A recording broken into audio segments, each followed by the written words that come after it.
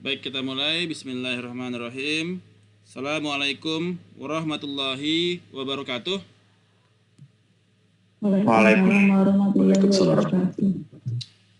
Bertemu kembali dengan kelas Corporate Finance 2, Manajemen Keuangan Perusahaan 2. Ya. Dan pada hari ini kita masuk ke chapter 15 terkait dengan topik raising capital. Ya.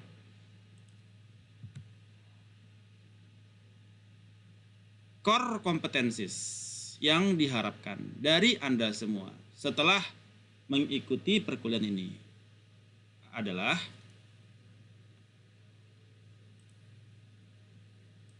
Anda memahami mengenai venture capital market.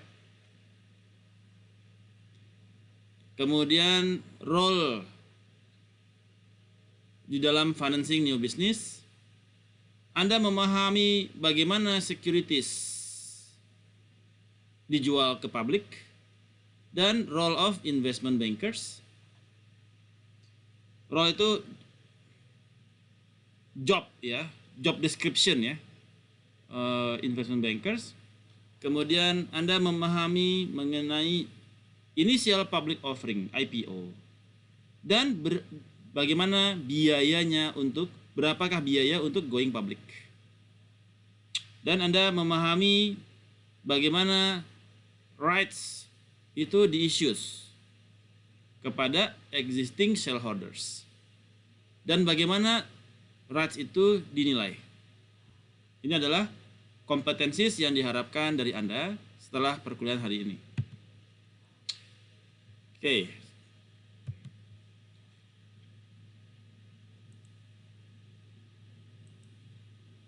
Alright. Venture capital.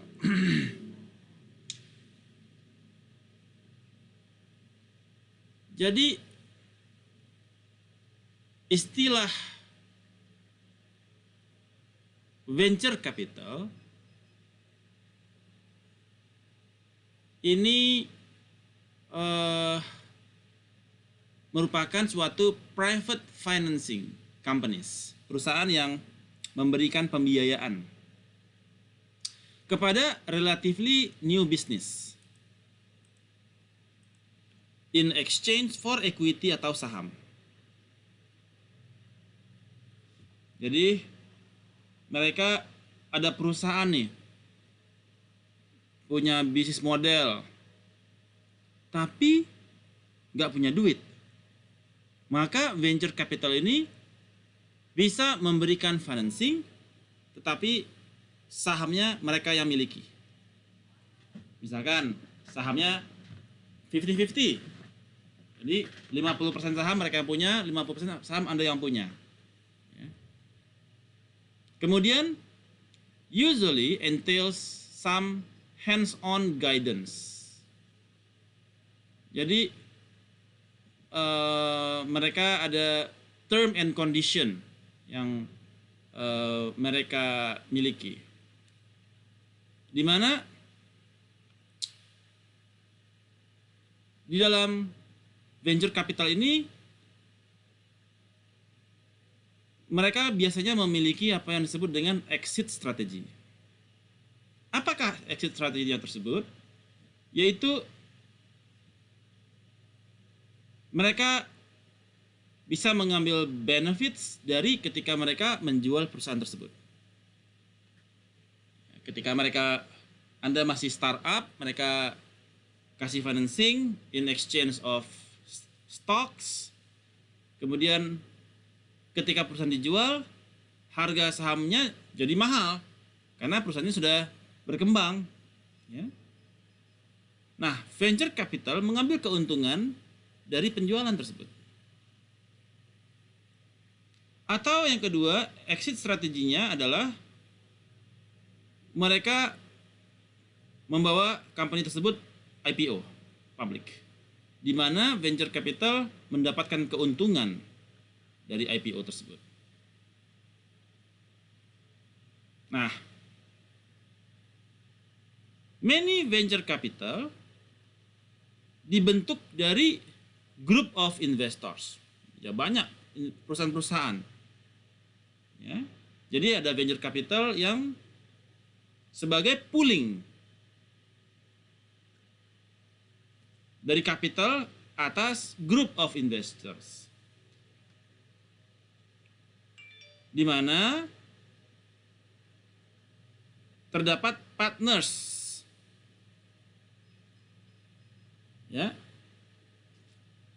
di company-company tersebut yang mengambil keputusan untuk berinvestasi ke perusahaan yang mana lagi. Kita harus investasi yang kemana, perusahaan yang mana nih, ya. Jadi mereka biasanya mengadakan kontes, ya, kompetisi, startup competition, dan lain sebagainya untuk melihat bisnis model yang prospek menurut mereka untuk dibiayai. Wah, ini bagus nih, mobil listrik kayak Tesla. Atau oh ini bagus nih, jualan online, yes, secara advance gitu ya. Bahkan saat ini some large corporation have a venture capital decision. Ya, company saya yang lama tuh pernah tuh punya venture capital unit gitu ya. Jadi kita membuat kompetisi di seluruh Indonesia. Terus babak finalnya kita selenggarakan di Bali. Jadi kita undang, ada acara di Bali, kita undang mereka untuk final di Bali. Nah, jadi bahkan di Bakri kita juga ada yang inkubator bisnis untuk Bakri. Jadi startup yang dimiliki oleh mahasiswa bisa kemudian dibiayai oleh Bakri sebagai venture capital, ya, kelompok usaha Bakri yang membiayai in exchange kepada equity, ya, atau saham dari startup yang teman-teman buat. Nah, bagaimanakah cara kita menentukan venture capital mana yang sebaiknya kita tawarkan kepada kita punya startup? Ada banyak venture capital di dunia dan di Indonesia, banyak, ya. Bakri juga sebagai venture capital, ya. Kemudian Bank Mandiri venture capital, Visa venture capital, Gojek bahkan sekarang juga venture capital. Jadi atau ada yang perusahaan Sandiaga Uno yang apa juga sebagai grup holdingnya di Saratama, apa sih nama itu, punya Sandiaga Uno, ya. Itu juga venture capital. Bagaimana cara kita menentukan venture capital mana nih yang bagus? Nah, salah satunya adalah melihat kepada financial strength. Kita sebagai venture kapitalis, sebagai pencari venture capital, kita perlu memiliki venture capitalis yang memiliki resource dan financial reserve yang kuat untuk memberikan financing kepada kita. Bukan yang perusahaan besar yang paling penting, tidak. Tetapi yang paling relevan dengan kita, atau secara financially dia financially sound. Jadi nggak mungkin perusahaannya dia bangkrut gitu ya, atau chapter 11 ya, atau mengalami financial distress. Masa venture capital kita mengalami financial distress, terus gimana kita nanti tiba-tiba perusahaan kita dipaksa dijual gitu kan, karena untuk nutupin utangnya dia, kan nggak mungkin. Kita nggak mau hal itu terjadi. Kemudian yang kedua adalah memilih venture capital yang memiliki management style yang compatible dengan Anda. Jadi style ini important. Ya. Ada company yang dia highly involved, terlibat highly banget, atau yang less involved, dia percaya saja kepada Anda. Ada venture capital yang dia pengen banget involved day to day operation. Bahkan mereka juga involved di dalam decision making. Sementara yang lain dia cuma butuh monthly report doang. Laporan bulanan aja lah yang penting. So, mana yang menurut Anda paling relevan dengan Anda? Yang ketiga adalah obtain and check reference. Reference ini sangat penting ya. Apakah venture capital ini sebelumnya dia berhasil dengan similar company dengan Anda sebelumnya, atau dia gagal ketika dia handle startup? Atau bagaimana venture capital ini dia mengatasi situasi yang sepertinya nggak berhasil gitu ya, atau situasi yang berat kayak COVID gitu. Banyak nih kan startup yang dia collapse gitu kan di dalam COVID. Nah, bagaimana dia mengatasi itu kemarin? Nah, itu menjadi reference kita. Oh, ternyata dia siram dana terus. Dia maintain dia punya startup yang dia financing. Jadi bagaimana ketika mereka menghadapi masalah, bagaimana mereka menghadapinya, itu menjadi reference kepada kita. Yang keempat adalah konteks. What context does the venture capital have? Sebuah venture capital mungkin dia bisa kasih duit ke Anda, tapi mereka tidak tahu potensial supplier, mereka tidak tahu potensial customer, mereka tidak tahu potensial industri, mereka tidak bisa membawa Anda ketemu dengan orang-orang penting, mereka tidak bisa membawa Anda ketemu dengan company-company yang relevan. Maka itu juga poinnya rendah ya. Nah, Anda perlu pikirkan venture capital yang bisa merefer Anda kepada important customer, important supplier, important industries, dan lain sebagainya. Kemudian juga exit strategy. Nah, exit strategy juga sangat penting. Karena venture capital ini rata-rata bukan yang dia long term investor, bukan yang jangka panjang. Mereka berpikir kapan gue bisa cash out secepatnya, kapan gue bisa cash out take profit. Nah, kira-kira bagaimana kondisi atau kriteria di mana venture capital dia bakal cash out dari bisnis? Nah, itu yang harus dipelajari secara seksama ketika kita akan memilih venture capital. Ada pertanyaan? Tidak ada pertanyaan? Oke. Kemudian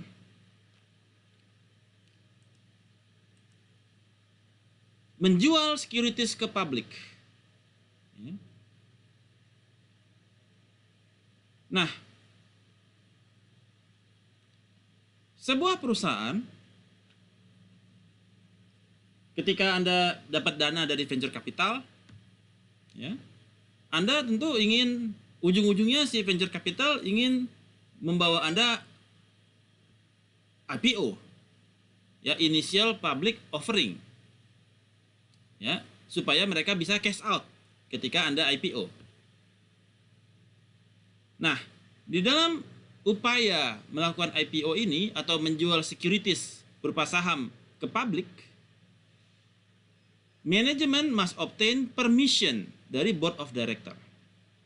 Jadi BOD dari perusahaan harus memberi izin, ya. Jadi Anda harus mendapatkan approval dari board of director. Ya. Jadi banyak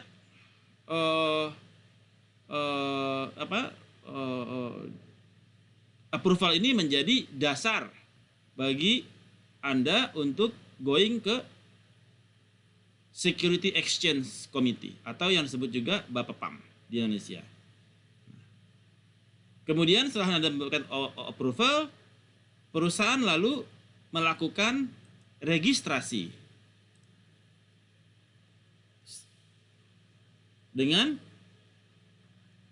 Security Exchange Commission atau di Indonesia disebut dengan BAPEPAM. Setelah permohonan registrasi untuk going public itu diterima oleh BAPEPAM, BAPEPAM kemudian memeriksa registrasi ini selama 20 hari. Ya.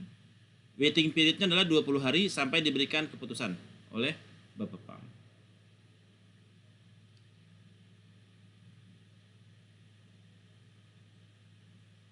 A preliminary prospectus atau laporan keuangan Anda itu harus Anda serahkan ya during the waiting period.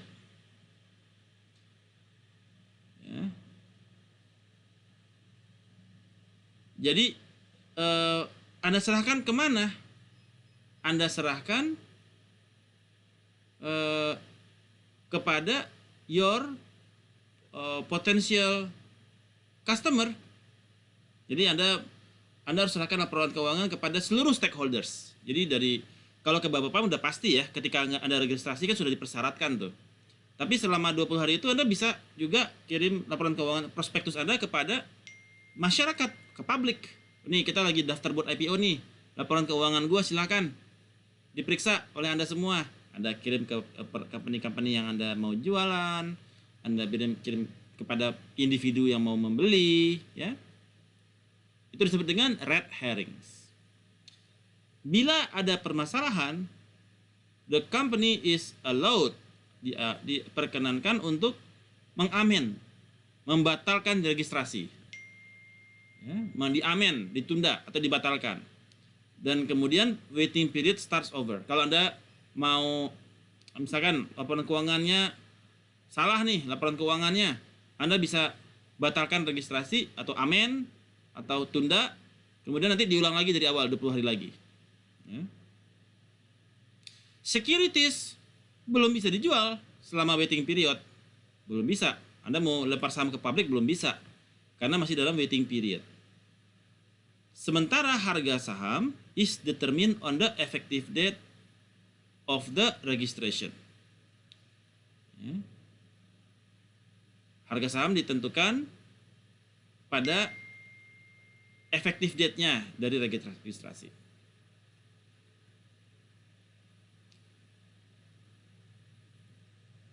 Jadi maksudnya adalah ketika effective date itu dia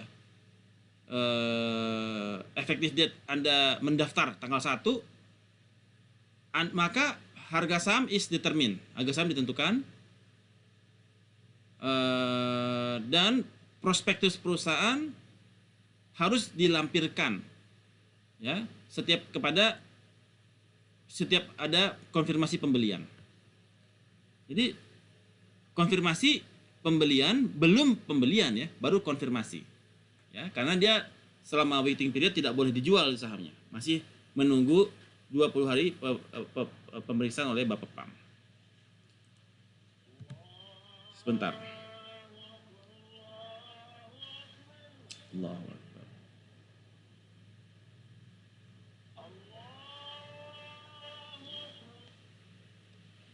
Oke. Berikutnya, ketika Anda melakukan selling securities ke publik, maka Anda perlu memberikan advertisement, penginformasian ke publik. Ya. Menggunakan tombstone advertisement. Yang mana tombstone ini merupakan suatu announcing ke publik berupa public offering. Announcing ke masyarakat untuk public offering. kita mau menawarkan saham saya nih, PT Nina. Nama perusahaannya apa, Nina? Nina? Halo? Sama Pak, Bumi Kiara Pak. Nah, misalkan Bumi Kiara mau IPO, ya. Nah, harus menaruh tombstone advertisement berupa buat meng-announce kepada public offering. The investment banks yang ada di dalam tombstones itu terbagi kepada groups atau yang disebut dengan brackets, ya, based on their participation in the issue. Dan nama-nama bank itu ditulis secara urut alfabet kepada masing-masing bracket. Misalkan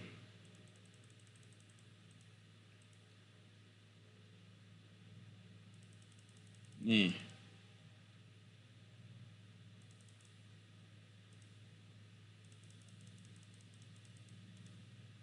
nah ini dia ada Bear Stearns and Co. Incorporation, Credit Suisse, First Boston, Merrill Lynch, with Capital Corporation, ya. Ini artinya yang di atas ini adalah bracket yang utama, ya, sebagai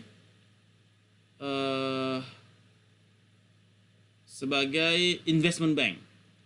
Sementara yang di bawahnya adalah para penjual, Allen Company, Donaldson, Prudential. Ya, ini adalah sebagai para penjual, pada penjualnya nanti. Ya. Yang ini adalah para apa istilahnya, para bracket yang utama. Ini adalah bracket utama, ini adalah para penjual.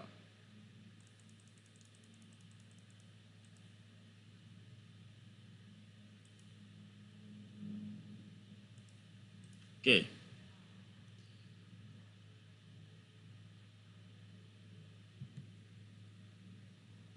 Ada beberapa alternatif. Jadi setelah kita taruh iklan di Kompas, Bumi Kiara mau IPO, ditaruh di Kompas, ya, seluruh masyarakat pada tahu berapa harga sahamnya per lembar. Dia ada menjual 11 juta lembar saham dengan harga $17 per lembar saham. Ini harus ditentukan setelah effective date dari waiting period.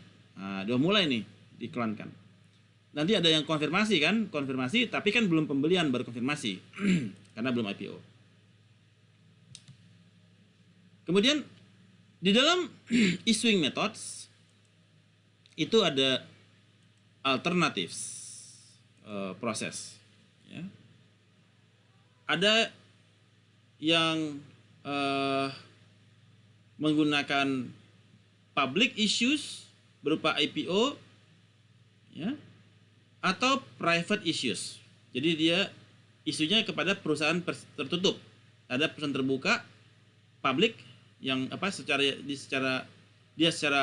public dia isu sahamnya. Ada yang dia private issues, ya, dijual kepada dua perusahaan utama atau apalah gitu, ya. Jadi private, tidak terbuka untuk umum. Dia cuma menawarkan kepada orang tertentu atau company tertentu. Lu mau nggak beli saham gua? Lu mau nggak beli saham gua? Kayak gitu. Itu ada public dan ada yang private. Yang public itu ada yang menggunakan yang public itu menggunakan general cash offer, ya. Jadi mendapatkan cash, ya, kepada masyarakat umum. Atau right offer kepada existing shareholders. Oke. Kalau right offer, dia para pemegang saham yang existing, karena bisa saja ketika IPO ini atau penjualan saham itu belum tentu perusahaan baru. Ada juga perusahaan yang sudah publish, kemudian dia mau menambah sahamnya di pasar.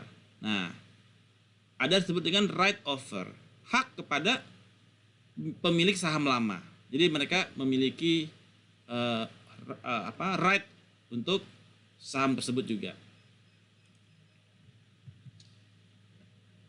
Di dalam issuing methods ada beberapa alternatif. Yang pertama adalah secara publik traditional negotiated cash offer. Ya. Ada yang firm committed cash offer, di mana company menegosiasikan kepada agreement dengan investment banker untuk underwrite dan distribute the shares. Jadi misalkan Bumi Kiara mau jual saham, ya, Anda berdiskusi dulu dengan misalkan investment banker siapa, misalkan Mandiri Sekuritas, untuk melakukan underwriting, ya, untuk melakukan penilaian, ya, appraisal kepada sahamnya seharusnya di harga berapa, dan mendistribusikan new shares tersebut. Jadi dia punya hak untuk mendistribusikan juga. Misalkan 100% itu kalau dia full dia, ya. Kalau atau 50%, nah dia juga share. Nah, a specified number of shares are bought by underwriters and sold at a higher price. Nah, jadi nanti kemudian misalkan kita ada 10.000 atau 10 juta, 5 jutanya Anda jual dari perusahaan, jual ke Mandiri Sekuritas. Nena nanti jual ke Mansek. Dari 10.000 lembar saham, Nena jual 5.000, 50% ke Mansek misalkan. Jadi Mansek kemudian beli di harga yang disepakati, misalkan $10. Ya. Itu firm commitment cash offer. Jadi atau ya pokoknya lu yang atur, gua jual sahamnya ke lu $10. Lu mau jual berapa terserah lu. Ya. Itu traditional negotiated cash offer berupa firm commitment cash offer. Jadi si Mansek dia beli semua saham seharga $10, nanti dia mau jual lagi $15 ketika IPO. Nah, itu cita-citanya. Yang kedua, best effort cash offer. Company memiliki investment banker, ya, yang kemudian menjual sebanyak mungkin as much as possible at the agreed upon price, di harga yang disepakati, misalkan $10. Ya. Dan tidak ada garansi kira-kira berapa cash yang bakal diterima. Kalau dia yang komitmen, si Nena dia udah langsung dapat tuh 10.000 lembar dikali $10, dapat $100.000. Selesai. Nah, tinggal si Manseknya doang yang mikir, ntar saya mau jual di harga berapa, kira-kira dapat duit berapa nih, harus cuan dong. Bisa nggak gue dapat $200.000? Nah, kayak gitu. Tapi kalau best effort, harga 10, ya kita jual semaksimal mungkin, kata si Mansek. Tapi nggak ada jaminan. Bisa tercapai nggak $100.000? Nggak ada jaminan. Yang ketiga adalah Dutch auction cash offer. Perusahaan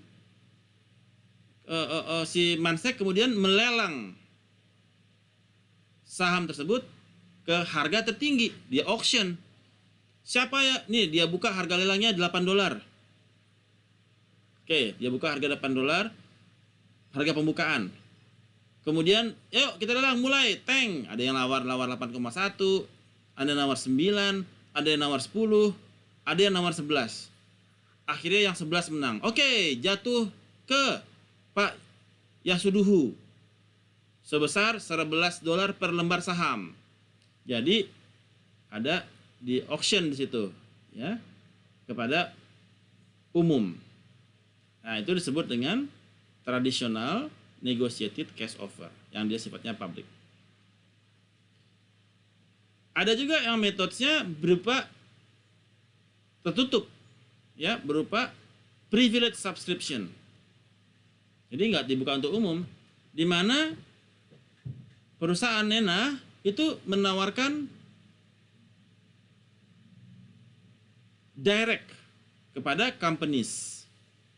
Jadi Nena menawarkan ke stoknya dia directly kepada existing shareholders. Oh, ini artinya nih sudah ada saham sebelumnya, ya. Jadi tawarkan kepada pemilik saham yang lama, mau beli lagi nggak nih? Nah, kayak gitu.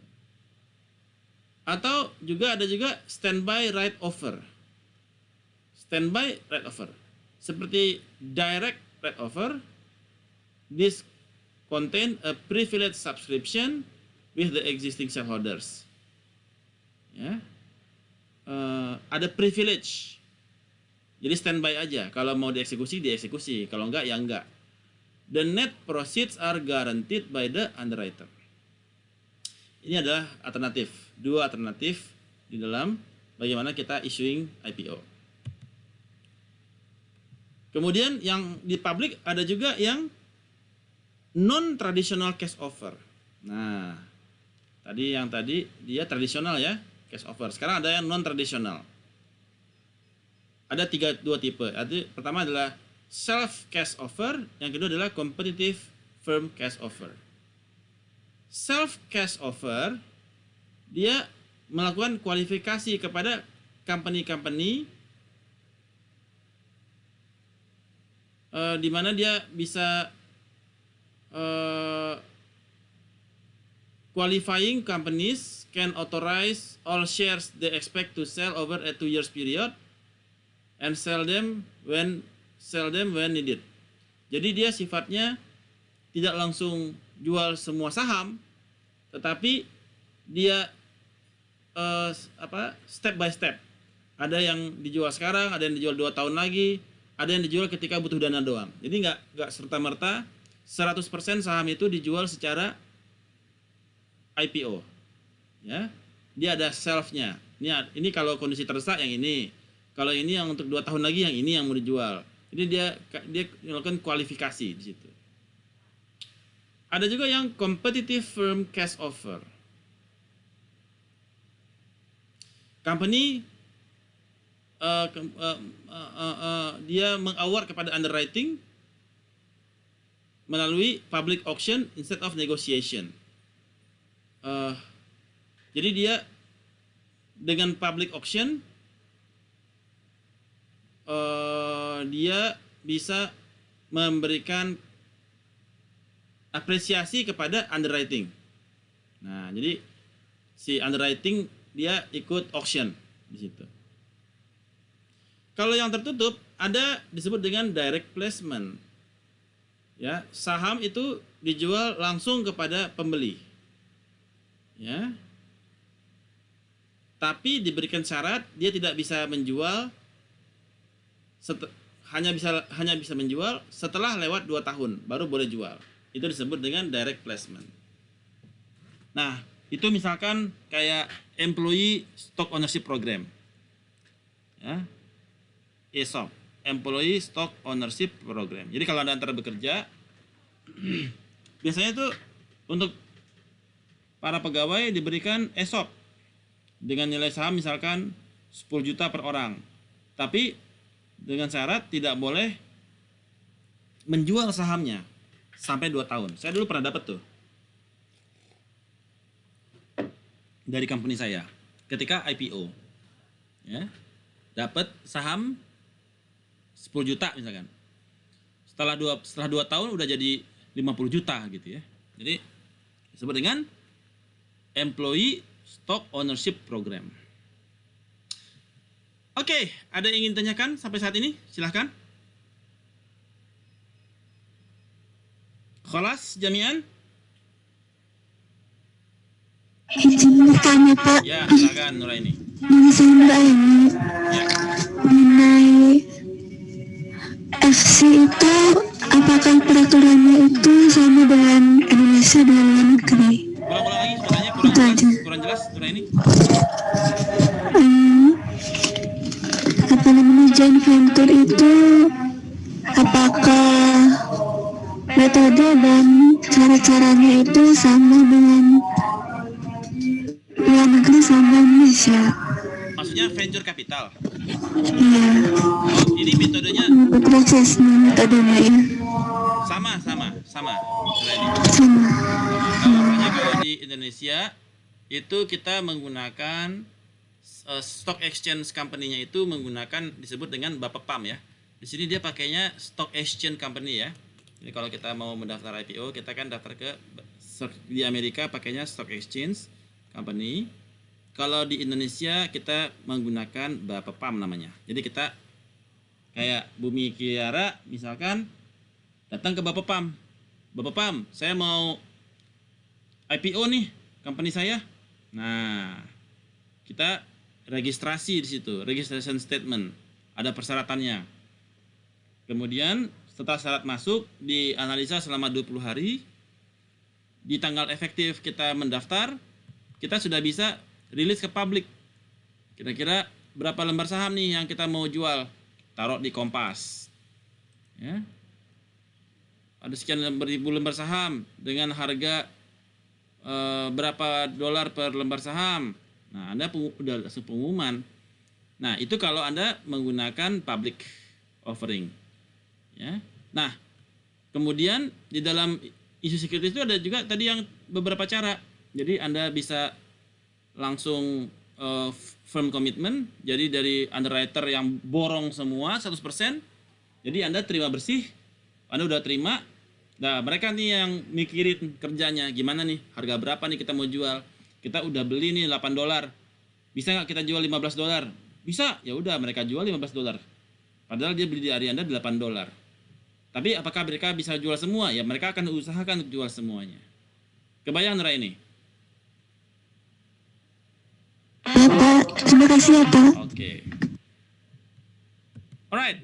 Kemudian kita masuk membahas. Ya, ada yang mau tanyakan lagi yang lain? Izin tanya Pak, Silakan ya Sido. kalau untuk pendaftarannya 20 hari. Kalau untuk Analisanya 20 hari. Analisa 20 hari oleh prosesnya 20 hari di Bapepam. ya kalau untuk sellingnya itu ada ini nggak Pak, batas waktu juga nggak Pak?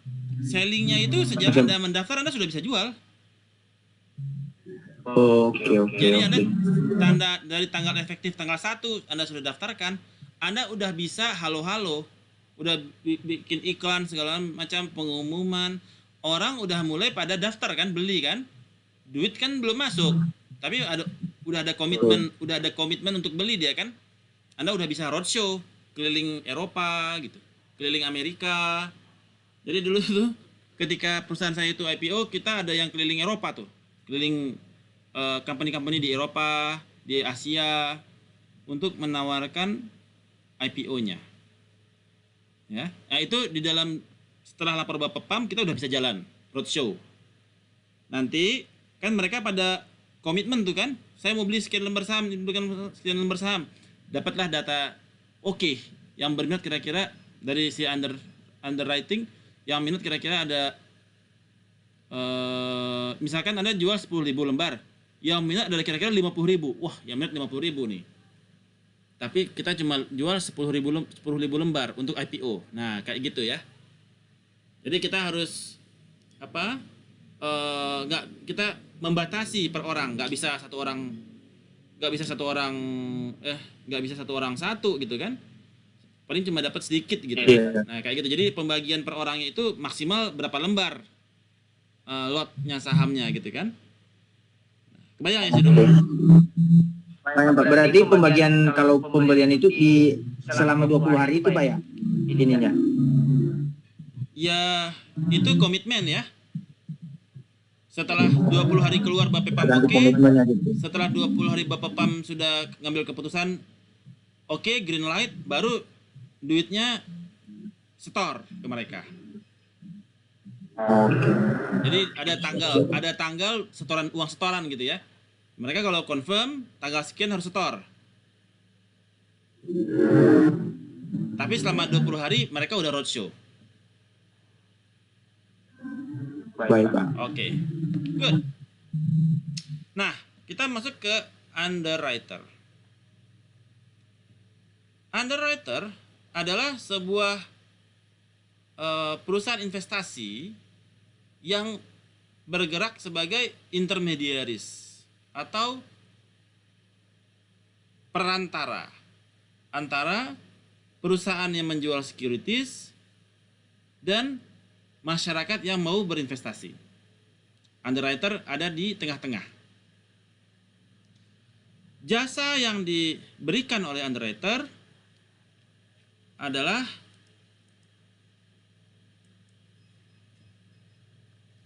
memformulasi kepada metode untuk mengisu securities. Dia mau pakai metode apa? Apakah dia mau metode IPO ataukah mau metode yang public, apakah yang private? Nah, itu depend on the underwriting methods. Kemudian dia juga yang melakukan pricing kepada securities.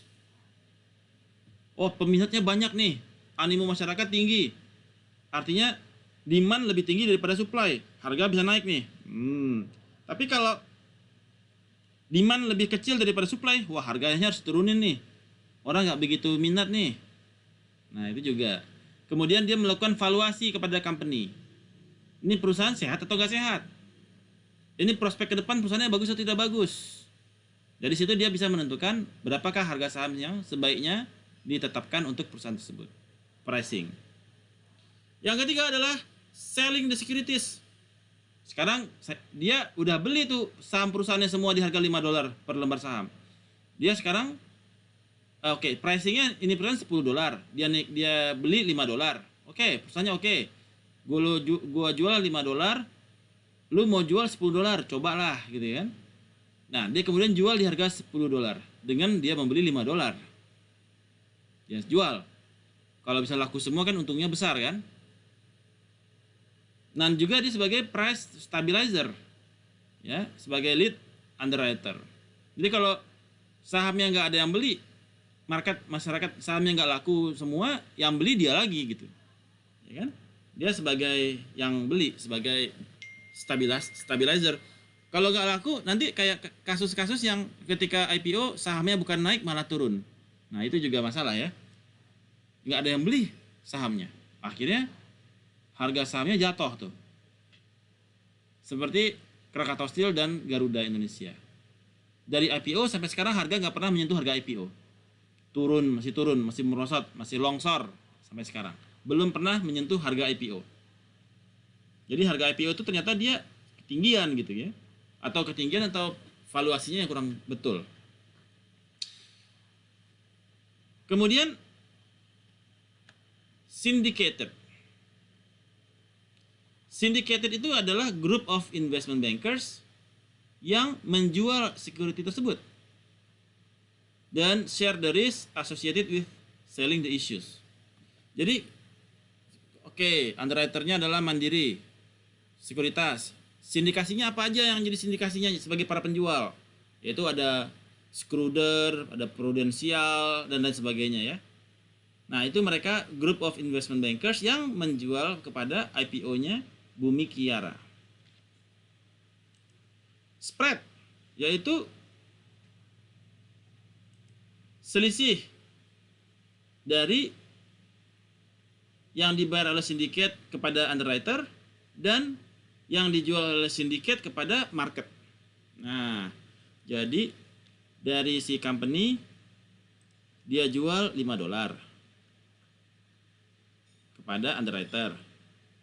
Underwriter jual seharga $7 kepada syndicate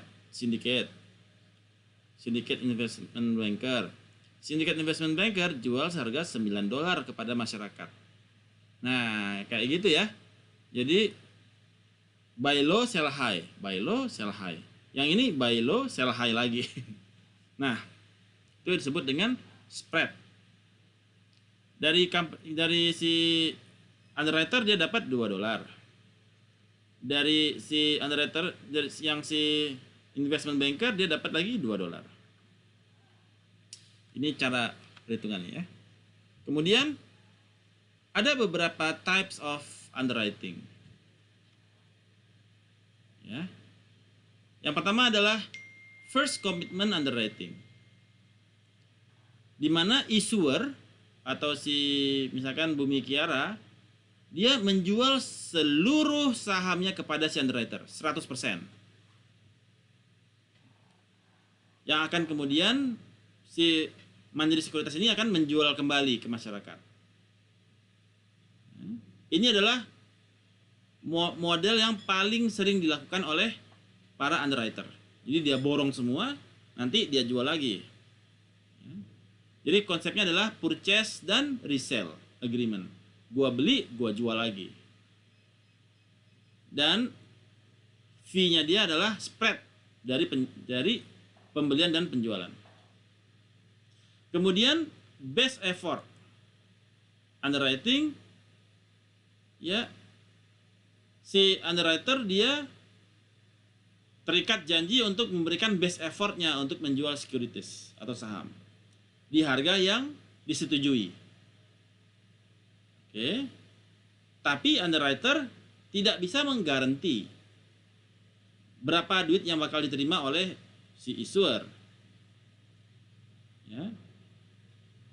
Ini biasanya jarang ada company yang mau, ya, best effort. Jadi karena nggak jelas, kira-kira gue cuan apa nggak jelas gitu kan. Ya kalau dia serius jualannya, kalau dia nggak serius, nggak tercapai target, yang nanggung siapa? Artinya ada ketidakpastian di situ, ada uncertainty. Kemudian Dutch auction underwriter, ya. Dutch auction ini dia menggunakan bids, ya, lelang. Harga itu ditentukan berdasarkan lelang. Ya. Jadi mana harga tertinggi dia yang menang. Ini adalah types dari underwriting. Oh, ini udah dijelaskan nih. Firm and commitment underwriting, best effort underwriting, dan Dutch auction underwriting. Kemudian di aftermarket. Nah,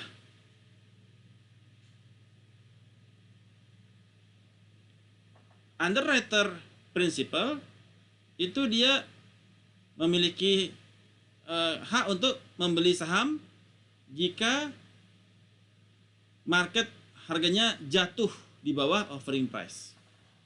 Ya. Jadi sebagai underwriter si Mansek dia akan beli sahamnya Bumi Kiara kalau harganya jatuh. Setelah IPO harganya turun, ya kesalahan dia dong yang netapin harga kan, artinya dia permitted untuk buy. The purpose of this would be to support the market dan menstabilisasikan harga ketika ada tekanan turun yang kuat. Nah, green shoe provision adalah kontrak yang memberikan underwriter opsi untuk membeli saham tambahan dari issuer di harga offering price, ya, untuk dia beli di harga offering price. Jadi misalkan harga saham sekarang naik nih, pembukaan $5, harganya naik jadi 10. Green shoe permission adalah Mandiri Sekuritas dia berhak beli saham Bumi Kiara seharga $5. Nah, itu disebut dengan green shoe provision ketika harganya $10. Ada kontrak di situ, kontrak provision yang memberikan hak kepada underwriter opsi untuk membeli tambahan saham, ya, di harga IPO, ya, harga initial public. Kemudian lock up agreement. Lock up agreement adalah bagian dari kontrak kepada underwriting yang menjelaskan berapa lama si underwriting itu sebagai insider harus menunggu sejak IPO untuk mereka menjual sahamnya. Jadi kalau mereka beli ketika IPO, mereka nggak boleh jual saham, nggak boleh main selama berapa periode dulu. Berapa periode? Misalkan 3 bulan. Jadi harga udah mature, baru mereka boleh jual sahamnya. Atau 6 bulan. Atau 1 tahun. Karena kalau mereka jual sahamnya dia, kan dia punya sahamnya banyak atau dominan gitu, atau besar gitu ya. Ketika dia jual tentu ada tekanan jual di pasar. Sementara harganya masih belum mature, masih baby lah gitu ya, belum duduk itu angkanya. Harganya. Nah, itu disebut dengan lock up agreement. Si insider, atau insider ini bisa macam-macam, bisa underwriter, bisa pegawai, ya bisa manajemen. Ketika dia pegang saham itu perusahaan selama 2 tahun atau setahun, mereka nggak boleh jual. Itu di lock up agreement. Kemudian the quiet period. Jadi the quiet period itu adalah setelah IPO terjadi,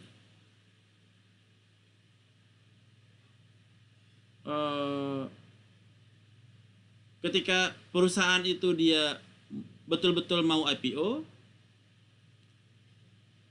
itu dari Bapepam akan minta perusahaan untuk melakukan quiet period. Ini maksudnya adalah seluruh komunikasi dengan publik itu harus dibatasi, ya, dibatasi komunikasinya agar harganya tidak fluctuated, ya. Nah, quiet period itu dia berakhir 40 hari setelah IPO. Jadi kalau dari IPO kita nggak boleh terlalu banyak koar-koar company action gitu ya. Company action, company reaction, company response gitu harus dibatasi agar di dalam 40 hari itu harganya itu dia bisa stabil gitu ya. Tidak ngelonjak turun atau ngelonjak naik terlalu tinggi atau terlalu rendah. Logikanya kenapa ini diminta oleh Bapepam adalah bahwasanya seluruh informasi terkait perusahaan tersebut itu sudah ada di prospektus. Sudah disampaikan di dalam prospektus yang diberikan kepada publik. Ya. Jadi tujuannya agar harga saham tidak terlalu fluktuatif.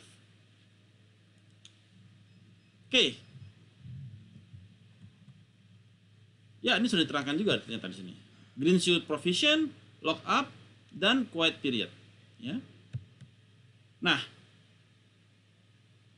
berikut permasalahan yang sering terjadi adalah IPO underpricing. Ini adalah permasalahan yang sering terjadi. Apa yang dimaksud dengan IPO? IPO adalah corporate actions yang mana sebuah perusahaan atau company mengambil keputusan untuk melisting saham mereka di stock exchange. Ya, sehingga orang umum bisa membeli atau menjual saham tersebut. Kondisi underpricing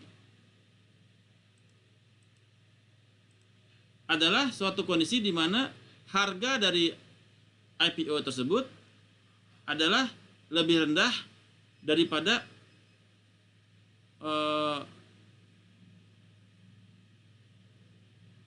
harganya itu lebih rendah daripada closing price. Misalkan ketika IPO harganya 2.000, ketika closing price harganya 5.000. Artinya Rp 2.000, Rp 5.000. Artinya dia harganya underprice. Ya.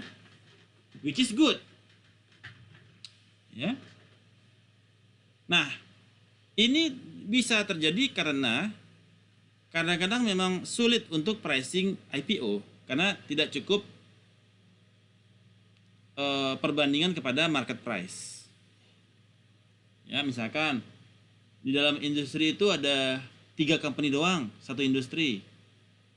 Jadi datanya cuma data 3 industri. Berbeda kalau datanya data 40 bank. Industri perbankan ada 40 bank.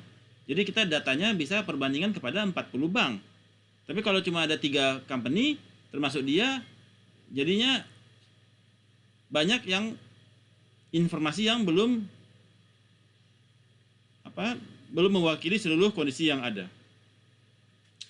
Nah, private companies tend to have more asymmetric information. Ada informasi-informasi yang sifatnya asimetrik yang tidak diketahui oleh umum, yang cuma mereka doang yang tahu.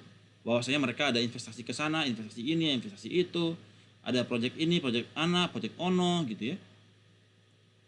Ya. Private companies tend to have more asymmetric information daripada yang perusahaan-perusahaannya sudah umum gitu, sudah publish secara publik gitu ya. Dan underwriter kemudian juga ingin memastikan bahwasanya klien mereka atau masyarakat atau publik dia mendapatkan return yang bagus ketika IPO. Ya kalau mereka IPO gak untung ya mereka sedih dong. Jadi ibaratnya dia mau meyakinkan bahwasanya masyarakat dapat cuan gitu ya. So, underpricing itu mengakibatkan issuer dia leave the money on the table. Kan di potensial income mereka kan. Sekarang artinya dia leave the money. Jadi uangnya dikasih ke orang lah gitu ya. On the table. Diperebutkan orang banyak. Ini adalah yang dimaksud dengan IPO underpricing. Sampai saat ini sudah, apakah ada pertanyaan? Silahkan, saya buka bertanya dulu. Any questions? Araso? Araso. Alright. Nah, apa yang menjadi efek dari underpricing ini?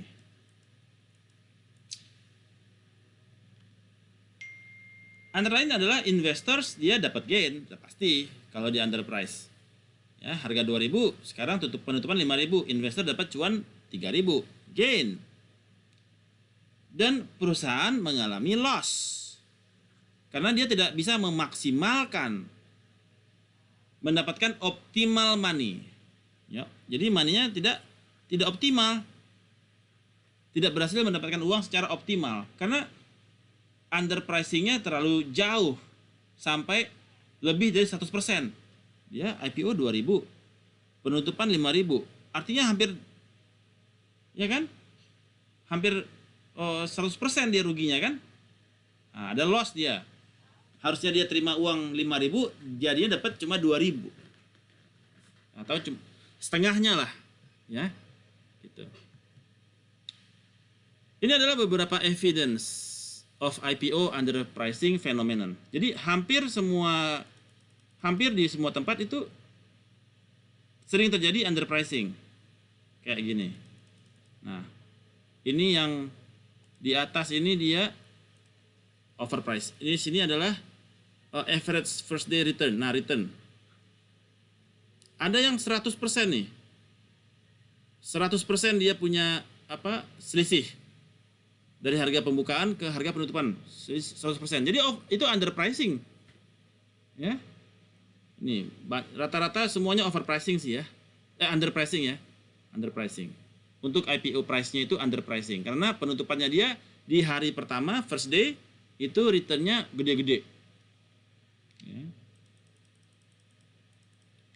Inilah fenomena yang terjadi. Mostly itu dia underpricing.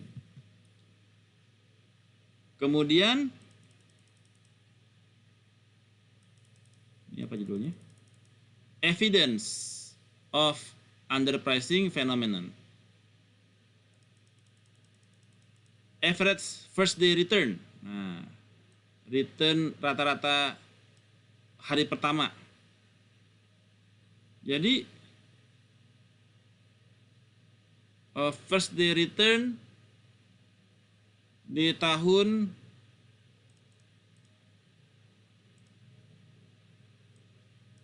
2001 sampai 2007. Ini saya masih pakai textbook yang tahun berapa sih ini? Ntar saya ganti yang terbaru deh, yang sampai tahun 2021. Ini untuk size dari perusahaan, gross annual sales ya. Dari gross annual sales perusahaan atau dari gross annual sales, GAS. Ya. Jadi sales dia per tahun berapa? Semakin besar yang salesnya di bawah 10 juta dolar, first day return-nya itu 6,4%. Kecil ya. Yang paling gede itu yang ini. 50 juta sampai dengan 100 juta salesnya. Itu dia returnnya paling tinggi. Jadi ini kayak gelombang ini ya, distribusi normal ya. Kecil, besar, besar, kecil gitu ya. Kalau di tahun 2000 itu dia skew. Jadi dia kecil gitu. Nah, di 98 juga skew. Nah, gini dia. 99 dia skew banget. Ini gini. Nah, jadi yang ini dia distribusi secara normal, kecil, besar-besar. Jadi yang salesnya tengah-tengah ini yang paling gede. Tapi kalau di awal-awal periode awal-awal tahun 80-an, 90-an, awal 2000 itu dia skew kiri ya. Jadi yang semakin kecil perusahaan dia returnnya paling gede. Jadi kalau dulu itu kalau mau cari saham cari yang salesnya kecil, returnnya paling besar tuh 69%, 80%. Nah gitu ya. Yang di bawah 20 juta US dollar. Di bawah 20 million US dollar. Oke. Nah, kenapa underpricing exists? Nah, ini sebagai insurance untuk investment bank. Ya, karena harganya itu kan dia jual beli kan, purchase resell kan. Jadi kalau kita beli 5, jual 7, yang 7 jual lagi 9 si investment banker kan. Nah, kalau dia overprice gitu atau dia optimum price, di sini harganya cuma 5,5, di sini jualnya 6 gitu, repot gitu ya. Nah, jadi karena dia harus bagi-bagi juga dengan investment bankers. Underpricing merupakan cara bahwasanya bank dapat mereward kepada investor melalui stocks yang bagus, ya, sehingga orang nafsu untuk membeli. The only way underwriter underprice new issues so that the average investor still make profit. Jadi untuk memastikan bahwasanya semua pihak mendapatkan keuntungan. Jadi itu tujuannya.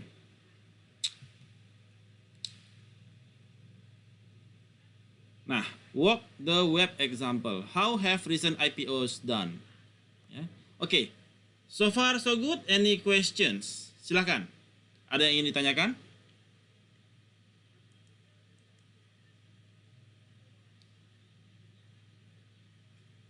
Wakaru minasan?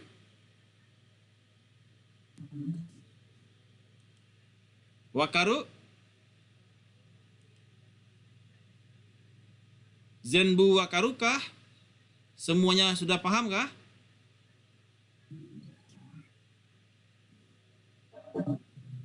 Kalau ada yang ingin ditanyakan, Paham, Pak. ya. Kalau ada yang ingin ditanyakan, silakan. Belum ada ya? Oke. Sementara belum, Pak. Right. Nah, new equity issues and price.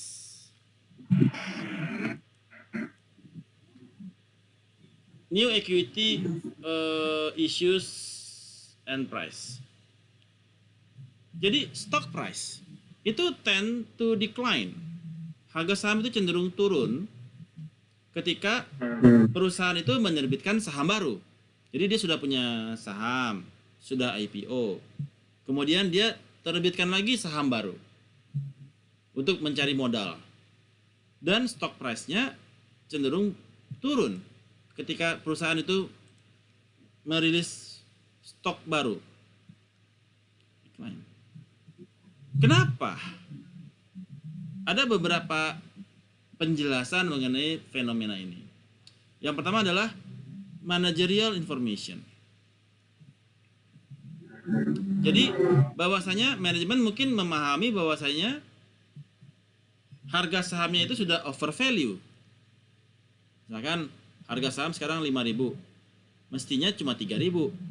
Nah, jadi dia siram lagi saham ke market supaya harga sahamnya bisa turun ke 3.000. karena dia sudah over valued. Itu yang pertama. Yang kedua adalah debt usage. Jadi perusahaan ini dicurigai juga punya banyak utang, too much debt, dan sedikit likuiditas.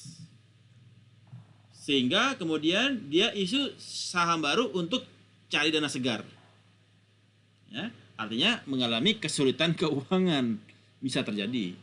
Ya, kayak Indonesia sekarang kita terbitkan surat utang baru. Berarti negara kita punya terlalu banyak utang. Sehingga untuk bayar bunga utang saja kita harus pinjam uang. Ya. Sehingga atau juga kita punya lack of liquidity. Duit kita nggak ada.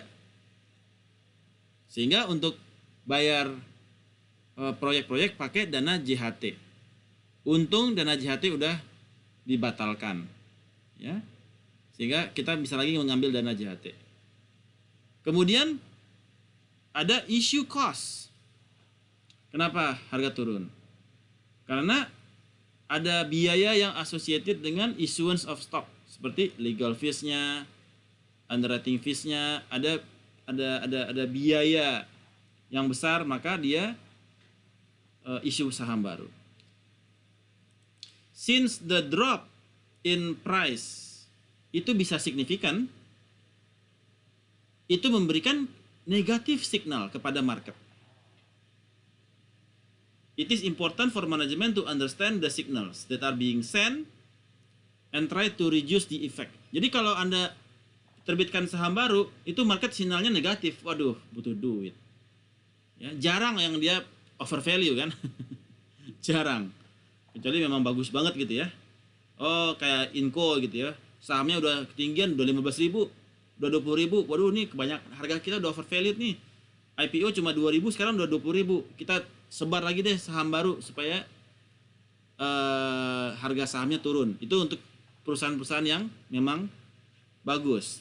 Tapi perusahaannya biasa-biasa aja terus rilis itu artinya utang banyak. Nah, ada yang ingin ditanyakan? Any questions? No questions? Oke. Kalau ada yang ditanyakan langsung shoot aja ya. Intercept saya di tengah. Pak, saya mau tanya gitu ya. Oke. Ketika kita issue securities IPO, itu ada cost di sana. Ada cost of issuing securities. Yang pertama adalah gross spread. Ya. Ada gross spread. Itu adalah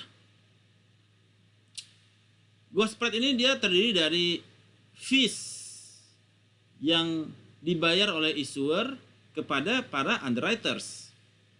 Ya. Ada gross spread. Ya, ada gross spread. Kemudian ada lagi jadi ketika si issuer jual $5, si underwriter dia jual $7. Harusnya kan dia $7 nih dia jual ke underwriter, tapi dia turunkan ke $5. Ada $2 selisih dari harga yang dia dari harga seharusnya. Itu bisa dikarenakan karena ada fees kepada underwriter untuk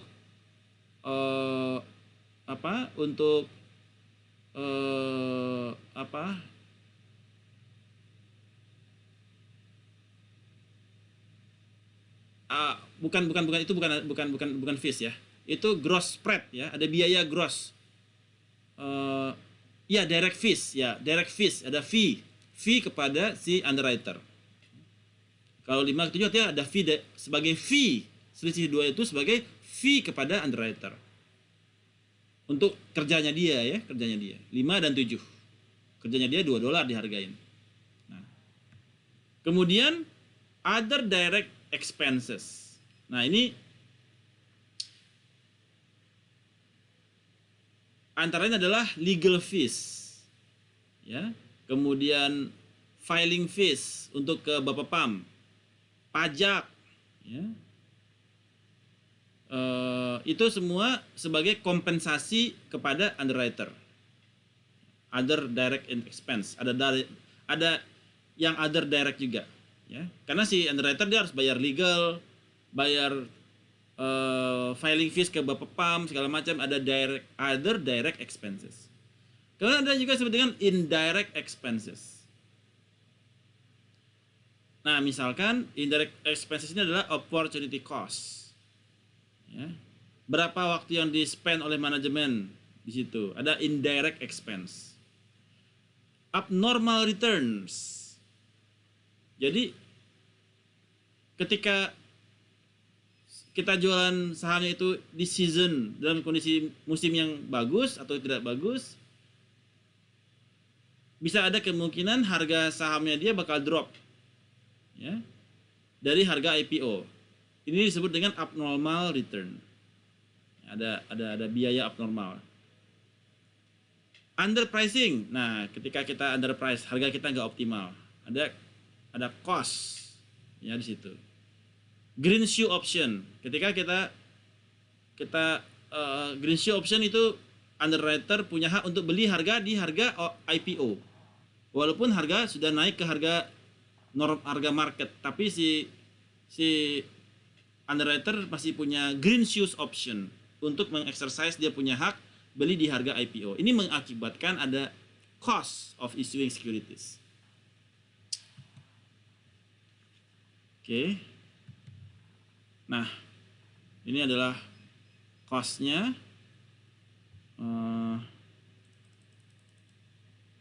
Ya. Ada gross ketika ini untuk IPO, ya. Ini untuk gross annual sales company. Ini apa ini?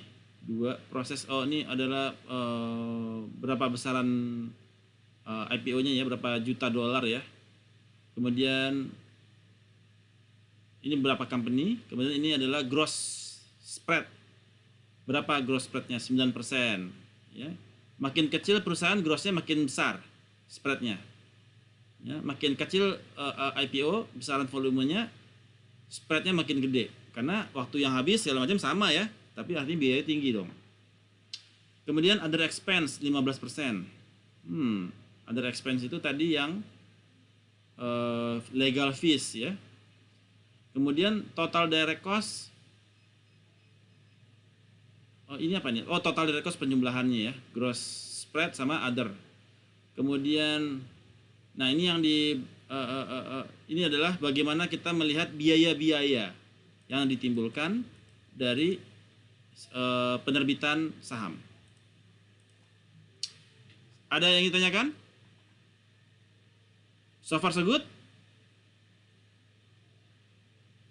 Oke. Ya.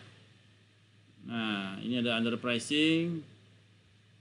Banyak yang underpricing itu dia paling gede itu underpricing itu di volume penjualan itu di ini. Nah, ini 80 sampai 99 juta US dollar.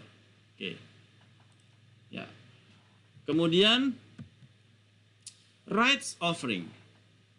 Apa yang dimaksud dengan rights offering? Jadi rights offering adalah sebuah an issue of common stock offered to existing shareholders.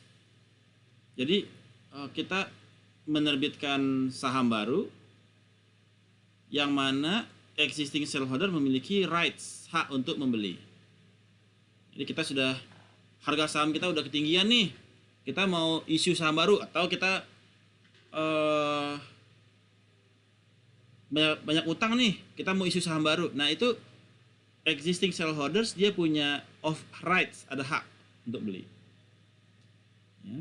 Dimana rights offering ini memberikan current shareholder untuk membeli sejumlah saham di harga tertentu di dalam waktu periode tertentu sebelum hak tersebut dinyatakan expire atau habis waktu. hak ini diberikan kepada shareholders. Ya. Untuk dijelaskan berapa jumlah saham yang mereka bisa beli, di harga berapa, dan waktunya berapa lama. Ya. Rights may be traded OTC over the counter, dan rights offering appear to be cheaper than the cash offering without underwriter. Jadi dia harganya jadi lebih murah kepada existing shareholder. The price yang dicantumkan di right offering biasanya di bawah harga market. Ya. The share price will be adjusted based on the number of shares issued. Jadi kalau kita punya saham berapa, jadi kita misalkan punya saham 10. Ya. Nah, kalau misalkan setiap 2 lembar saham, maka kita punya hak 1 saham gitu ya. Jadi itu berdasarkan jumlah shares yang kita miliki, kita berhak beli berapa shares. The value of the right is the difference between the old share price and the new share price.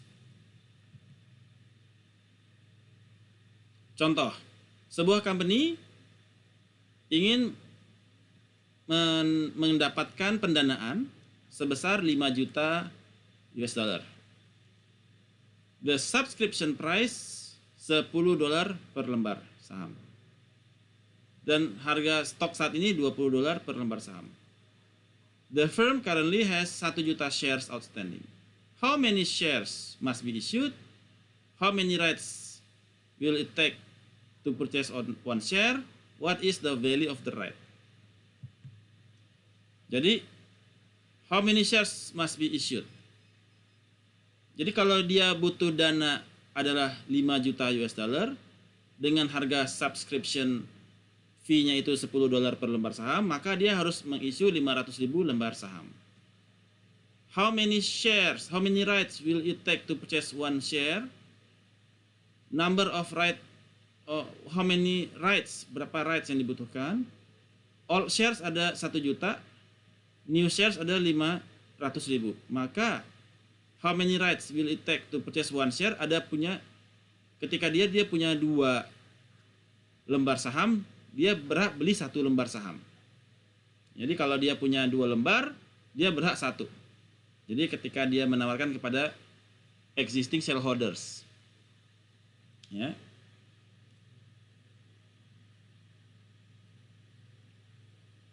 Jadi ketika dia subscription price-nya $10, number of new shares dia 500.000, maka number of rights dia dikalikan the rights of the stocks adalah 2. Ya. Misalkan harga sahamnya kan 10, number of shares-nya 500.000 lembar saham. Artinya baru nah, untuk rights needed to buy a share of stock, kan dia ada kan dia butuhnya 1 juta kan, maka dia butuh setiap orang yang punya 2 lembar saham, maka dia berhak memberi 1 lembar saham baru.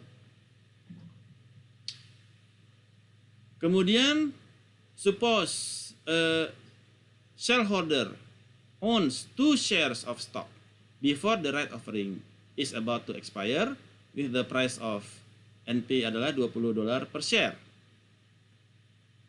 Maka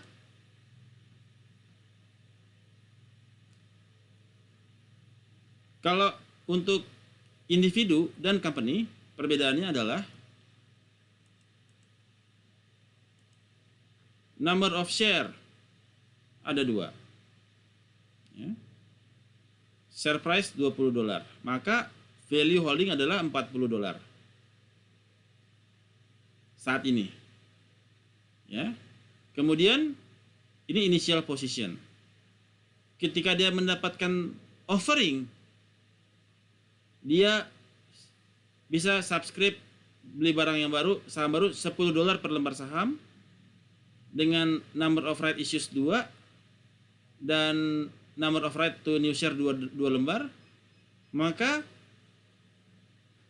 ketika dia punya after di offer, dia beli tuh. Ketika dia punya 2 lembar, dia beli 1 kan. Ini kan dia punya 2 lembar nih. Ya, seharga $40. Dia punya 2, dia berhak untuk beli 1 lembar kan.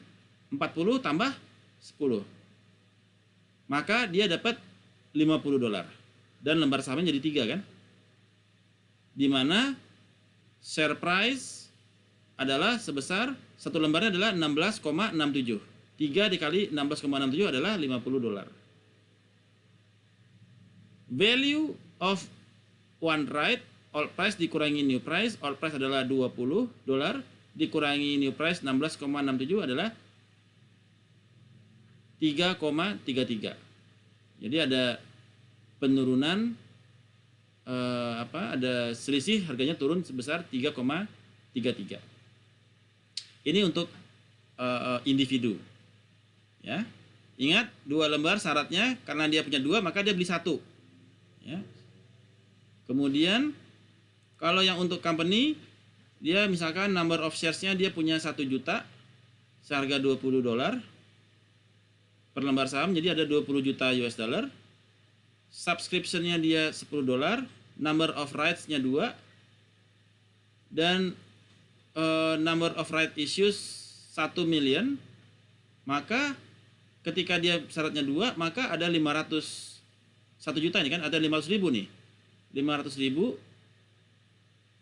lembar saham. 500.000 ditambah 1 juta. Jadi 1,5 juta.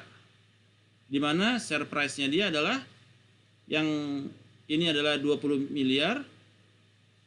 Ya. Ditambah 500 dikali $10 sama dengan 5 juta. Jadi dapat 25 juta US dollar. Dengan value sebesar 20 dikurangi 16,67. Ya, 1,5 juta. Ini adalah 25 juta dibagi 1,5, dapat 16,67. Jadi dia dapat penurunan sebesar 3,33. Ini adalah bagaimana cara kita mengexercise right offering kepada existing shareholders. Ada pertanyaan? So far so good? Kapish? Beruntung. Oke. Kemudian berikut, Beruntung, Pak. alright. Berikut adalah dilution. Dilution adalah a loss in value for existing shareholders.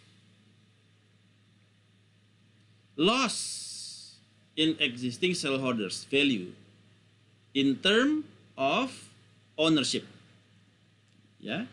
Loss dalam loss-nya loss apa? Loss secara ownership. Atau loss kepada market value. Dan loss kepada book value. Maksudnya apa? Loss dilution of ownership. Ya. Ketika sebuah perusahaan menjual sahamnya kepada publik, ya, kemudian dia, si perusahaan tersebut, yang si investornya itu tidak ikut mengexercise right offering, nah, dia punya right offer kan, dia punya stok 10, artinya dia punya hak untuk 5, dan dia nggak execute itu 5, maka percentage ownership-nya bisa turun. Karena dia sahamnya bertambah dari 100 jadi 200, sementara sahamnya dia nggak bertambah.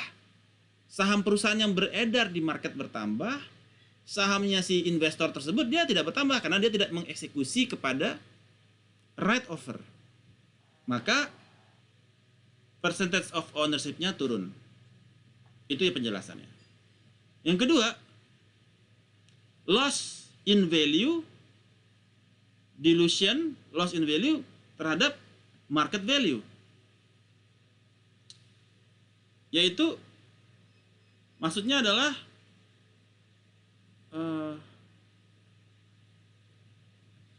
ketika sebuah perusahaan menerima negatif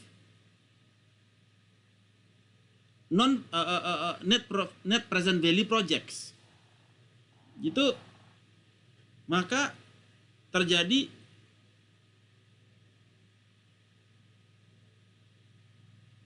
penurunan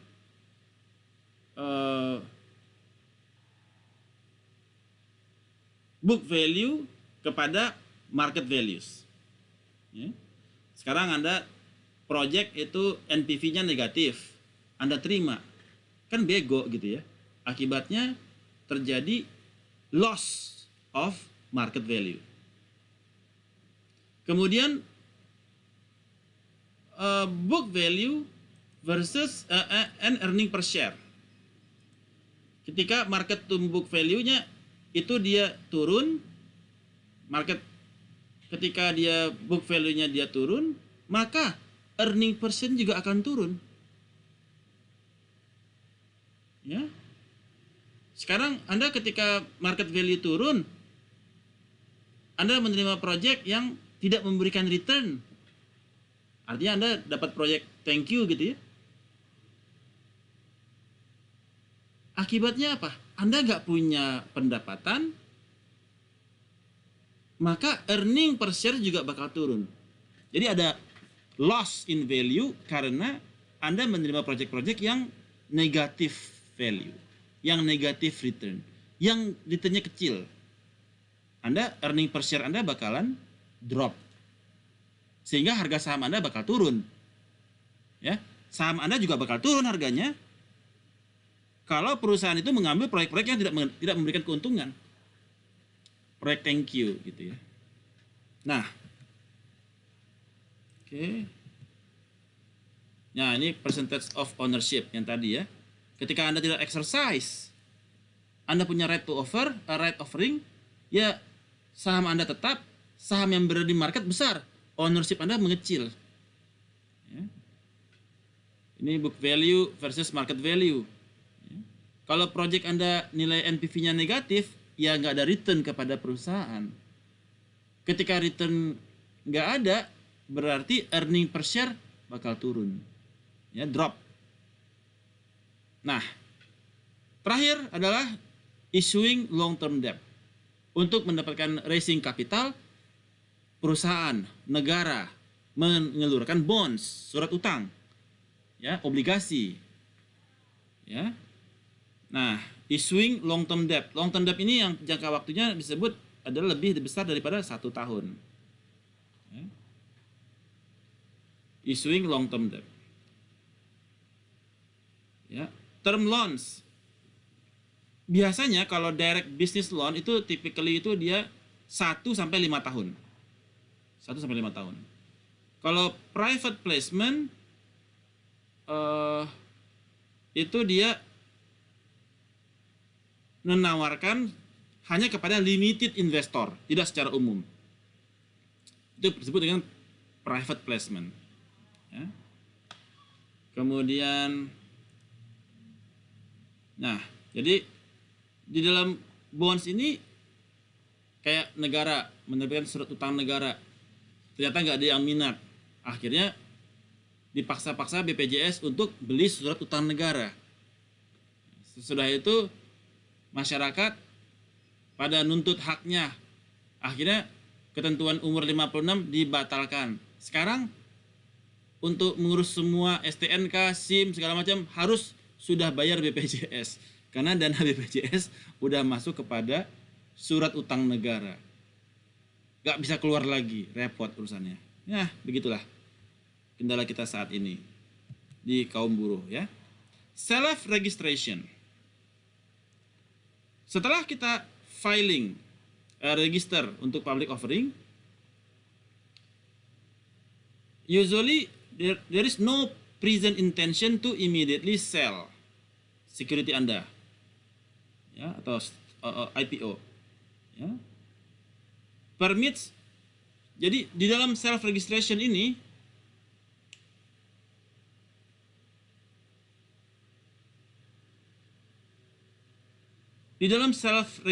untuk ke Bapepam, company itu harus berada di dalam investment grade. Nah, itu jadi salah satu syaratnya. Syarat-syaratnya untuk kita IPO adalah harus investment grade atau AAA ya. Tidak pernah punya hutang yang macet dalam 3 tahun terakhir. Wah, itu penting tuh. Market value ini di luar negeri ya, di Indonesia ada minimum berapa? Di atas berapa juta US dollar. Ya, tidak ada pelanggaran kepada Security Act di Amerika ya. Nah, ini menjadi beberapa syarat bagi kita kalau kita mau daftar untuk IPO. Alright, that was all the class for tonight. Ada pertanyaan? Silakan. Topik kita malam ini bagaimana kita mencari modal raising capital menggunakan. Ya, silakan. Ya Pak Jerry, sedikit Pak. Misalkan kita seorang ownership untuk saham ya Pak ya, dan memilih untuk tidak ikut berpartisipasi misalkan nih dalam sebuah galangan ya. Nah ini istilahnya dilution ya Pak ya. Benar nggak? Betul. Oke Pak. Jadi kalau Anda punya saham nih, terus Anda ditawari untuk right offer karena perusahaan issuernya mau melepaskan saham lagi gitu ya. Anda nggak mau beli, berarti ownership Anda berkurang. Karena jumlah saham yang beredar sekarang 100. Ya, jumlah saham yang beredar sekarang 100. Terus dia lepaskan lagi 100 lembar lagi, ada 200. Ada 200 kan? Saham Anda 10. Jadi sebelumnya ownership Anda kan 10%. 10 dibagi 100 kan? 10%. Sekarang dia lepaskan saham lagi 100, 200. Kepemilikan Anda masih tetap 10 lembar. Berarti Anda cuma punya 5%. Turun kan ownership Anda kan? Dari 10% turun ke 5%. Betul nggak, Irham? Oke. Bayang ya? Oke, good. Pertanyaan yang lain, silakan.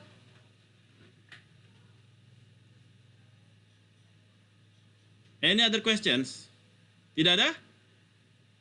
Pak, izin Ya, Pak, ya, silakan. terkait pernyataan tadi Pak, berarti setiap ownership yang berkurang dalam saham itu disebut dilution gitu Pak ya? Ada delusion dia, mengalami dilusi dia. Penurunan ownership. Siap. Oke, good. Kalau tidak ada pertanyaan lagi, kita lanjutkan dengan post test. Sebentar. Stop sharing. Oke, sebentar.